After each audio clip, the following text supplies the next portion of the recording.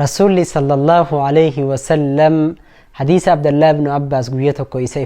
إفدوبان خايه مجادك آخنا في دام سدامي مال جين يا غلام يا مجا احفظ الله يحفظك جين حديث الإيرا علماء إنجرتي إراهلي خطابه الدو خطبا بودا حديثا خانتي إيجا غرتي ربي تي فدو ربين ستيسا cinqii wajji gartee bal'inaa dhufaa waa hunda eega himeef booda maal jeen osoo ummanni kun guutuu walitti qabamanii jeen yani duniyaan guutuun namni hundi walitti qabamee wahiin si fayyanna jaanii osoo walitti qabamanii si fayyaduu hin danda'an waan rabbiin si katabe malee jeen akkasuma ammaas gartee si cinquu hin danda'an osoo si dararra si rakkifna jaanii sitti gartee walitti qabamanii si rakkisuu hin danda'an waan rabbiin si katabe maleetti jeen rabbiin duraan si rakkisanii yoo si kataban si rakkisan yoo si fayyadanii si kataban si fayyadan sani achi humaa si godhuu hin danda'an jeen xiqqeenyaan gartee Abdullah ibn Abbas maal irratti guddise rasuulli alayhi salaatu wassalaam namni tokko kabajaa qabaateef qabeenya qabaateef ammas aangoo qabaateef haqa irratti gartee akka isaaf gadin jenne lubbuu isaa tan akka if gadin qabne leena rabbi subhanahu wa ta'ala wannummaan gadhee gartee ilma namaa kana ol qabee uumeef humaali akkaniif namni kun mataa isaa ol fuudhee deemuuf fuula isaa gartee bishaan fuula isaa akka tiifatuuf nama hunda duratti gartee waa kadhatee takka gartee xiqqeenyaan akka if gadin deebifne jecha rabbi subhanahu wa ta'ala huwa alladhi khalaqa fasawwa isa gartee khaume wal qixxeessee gartee akkatti ilma namaa kana uume tanaaf gartee ilmi namaa kun lubbuu isaa tana jabeenya rabbiin isni uume kana abadan if gattiqeessuu hin qabu rasuulli ammaas maal jaa annaasu sawaasiyyun ka sawaasiyya asnaamil mashtija ilmi namaa kun gartee wal qixa jaa rabbii wal qixa godhee uume akkaniif gartee afaan mushuxaa gartee wal qixaatti gartee wal qixa godhee uume jaa gaafa atiif gaqqabuu eegaltee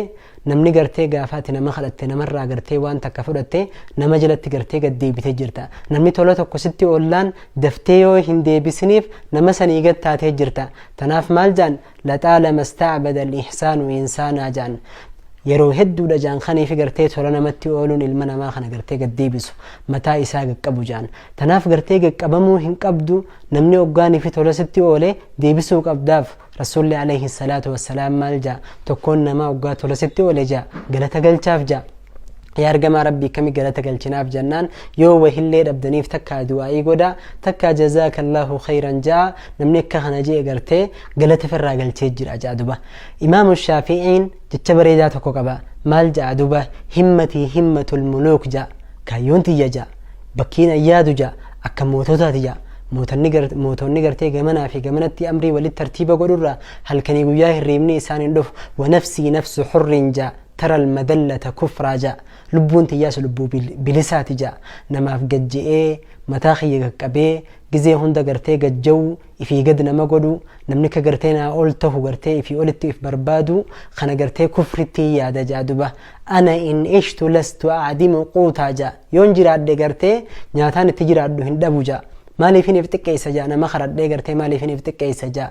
وإن مت جاء فلست أعدم قبرا جاء يوندو يسقرتيك أبري هندبو تناف جي مالي فيني فتكي سجاء تناف لبو تيني تربين قرتي جبدو قرينو أميتنا أكيف قد انتكي سنيف والما بيخو قبنا تدرا دا قرتي الرزاق هو الله خنما هنداه صور خنما هنداه قرتيك أبين يتخنو ربي توكج سبحانه وتعالى نمتو كلين قرتي رزقي ربي سي خطر بسر راهي سرسو هندنده أكسو مسيدو سندندو خنبينان قرتي نماف قد انجدتو خلما داداتو مالي لما نخبت جمالي ونقد جتي في قرتي جلا قديمتو فنجرتو خلما دا قل لا يصيبنا إلا ما كتبه الله لنا والربي قرتين وبري سمالي والندنيا رتن وتقو هنجرتو ربي سبحانه وتعالى همتو كنا سد فيوجي نمني سر رادي بسود انتو هنجرو غاري كنا سيقنا ما يوجي نمني سيف قرتي سر رادي بسود انتو هنجرو خلاص تناف ونما نتيف قبدينا ما خنا قد تيف قوتو فنجرتو جزي هنداه كربي سبحانه وتعالى سي أوميتي والجي